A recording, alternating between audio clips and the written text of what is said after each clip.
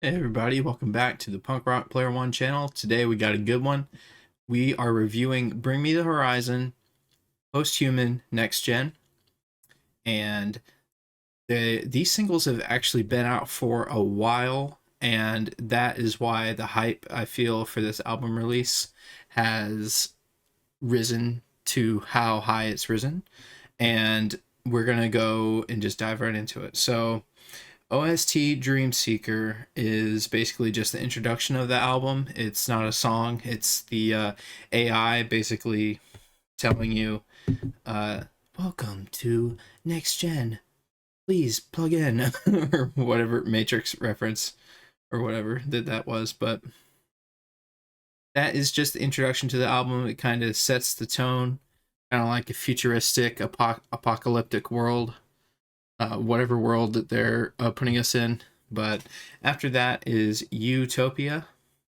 And the best way I can describe the riff on this song, it kind of sounds, I usually say this a lot, but it's kind of like a bounce riff. There's probably a technical name for that I don't know. I'm an amateur guitar player, if you can't tell, so I wouldn't know what that riff is called. But it is, I would say, a mix between a Blink 182 riff and a Smashing Pumpkins riff, something like that, where it has like a bounce and then kind of a tinge, kind of like a ending on a high note, kind of like Smashing Pumpkins does. So, anyway, all that to say, great riff for Utopia. And there is a ton of like change ups throughout the song, and I might as well say throughout the album. Like, it just constantly changes everything. Like, genre it does not exist on this album.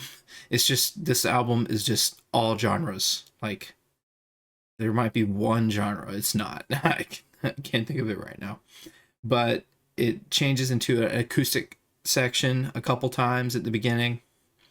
Yeah, and I put in my notes here. There's already like three changes in the first minute of genre, so very cool. It has very much like techno futuristic sounds throughout, and the best way I could describe that is like if you watch Funimation back when I don't even think Funimation is a thing now, but if you watched anime on Funimation that has that sound effect that happens, it's kind of like that. You kind of hear sounds like that throughout the album. That's the best way I can describe it. Or like video game sound effects. That's a good way to describe it. Like Sonic the Hedgehog getting hit and losing all his coins, like stuff like that. And this definitely is has some pop punk infused to it. I feel like there's a ton of this album that has, in particular, emo influence and pop punk influence big time. And of course, Bring Me the Horizon's regular stuff with metalcore and deathcore and yeah, stuff like that. But definitely a ton of pop punk and emo influences, to me anyway. So automatically Utopia is absolutely in my top five. It's going to be hard to make a top five for this, by the way. Next song after that is Kool-Aid. This was one of the singles. I think it was one of the last singles they released. And it's definitely heavier, and it's a heavy headbanger, basically. And the chorus I put is next level.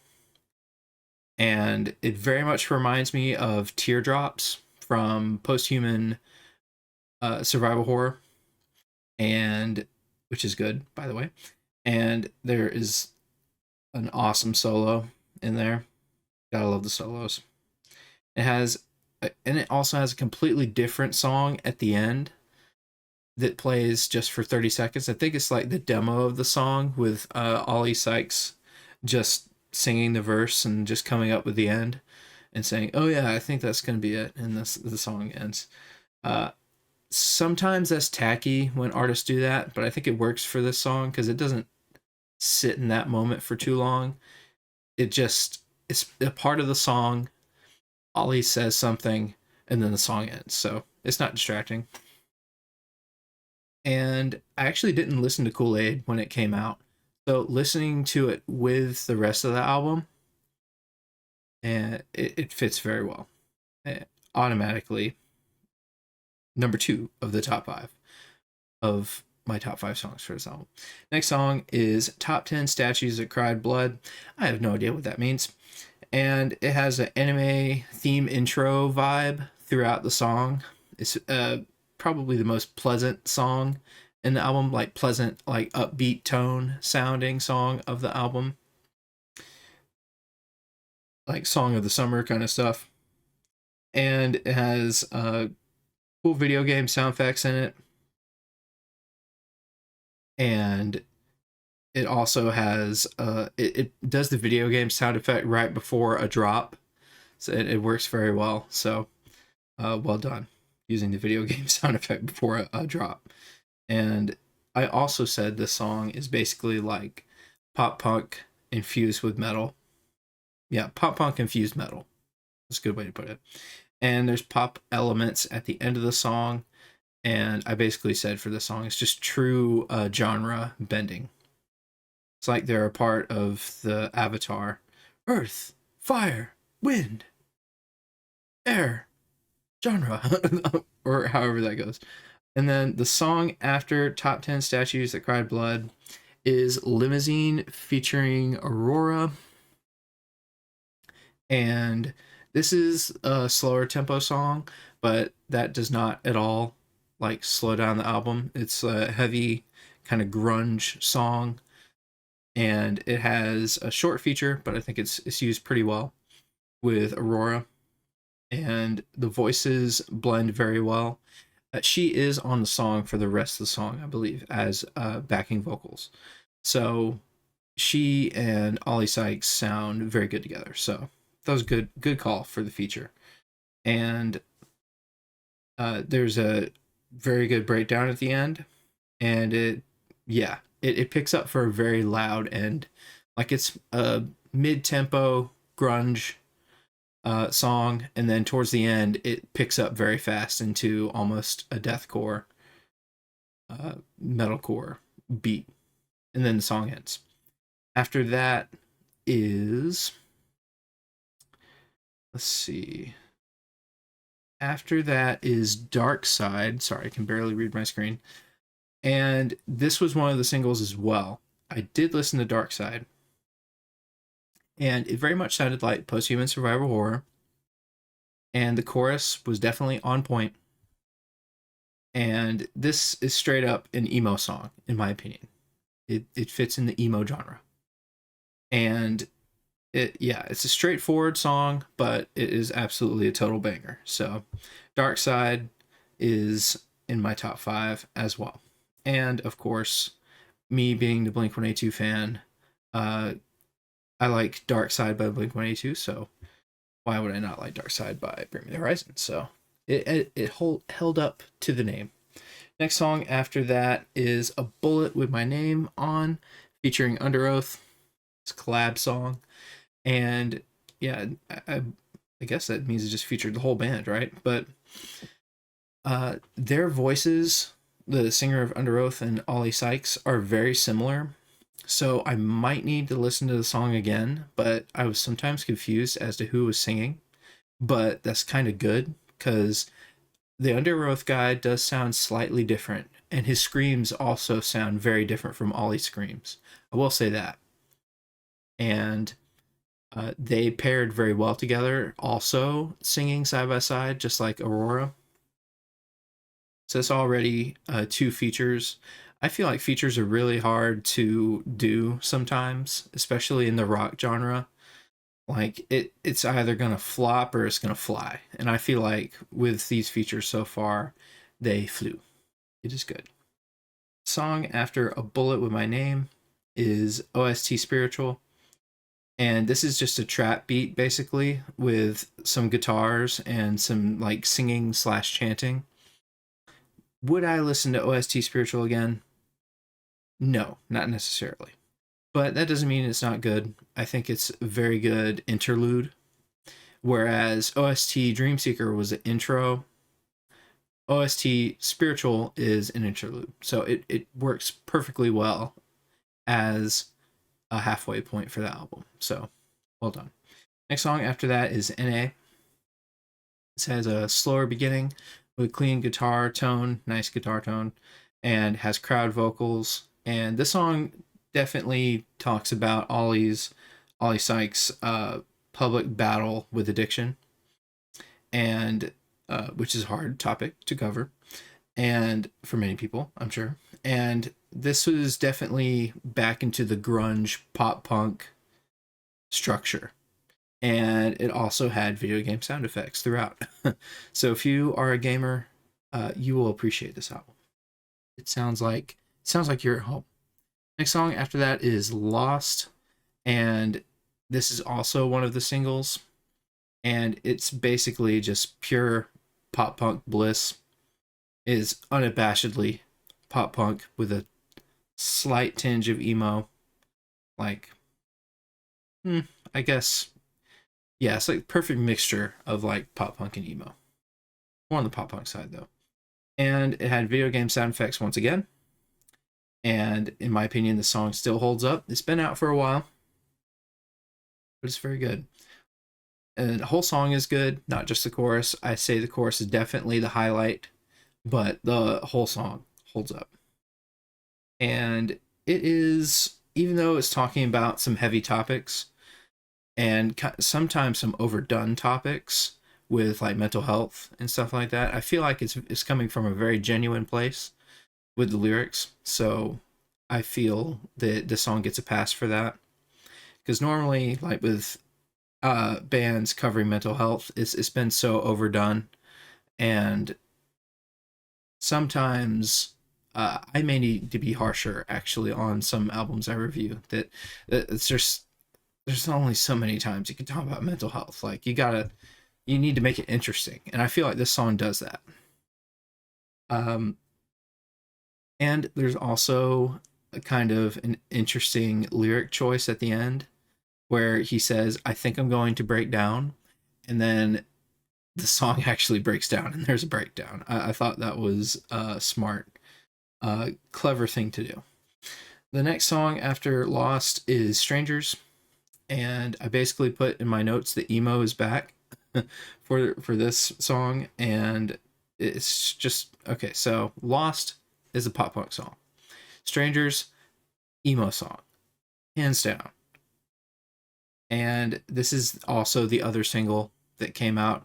I believe it might have came out after Lost, I believe. So this also been out for a while as well. And there's a cool lyric, dying to live, living to die. Always like the cool lyrics, clever lyrics, and a very cool outro. And just straight up, good song. Next song after that is Rip Dustcore Remix. I don't know if this is actually a remix of a song or is this just the name of the song, but it has a little bit of a drum and bass intro, which I appreciate. I like drum and bass and like jungle and music like that. And there's a good lyric that says, plot twist, I don't give two shits. um, I thought that was a pretty good lyric. Go listen to the song. That lyric is used very well. And it's a very synth driven EDM song, and very emo lyrics. And there's even a "Let's Go" moment, like Bullet for My Valentine, like "Let's go." Like there's literally a moment like that in this song. So unabashedly emo, and it has a nice sounding outro with acoustic guitars, so it kind of chills out at the end, and some wah-ohs. Gotta love the wah-ohs, and a video game sound effect outro. And one thing I'll say is there is actually a lot of that's another influence for this album is absolutely somebody, whoever on the team made this album, likes drum and bass, which I appreciate. Next song after that is Amen, featuring Lil Uzi Vert, Daryl Palumbo, we butchered that, and Glassjaw. So I know Lil Uzi Vert. I don't know the other two. And I feel like Lil Uzi Vert's feature was done well, and it was tasteful.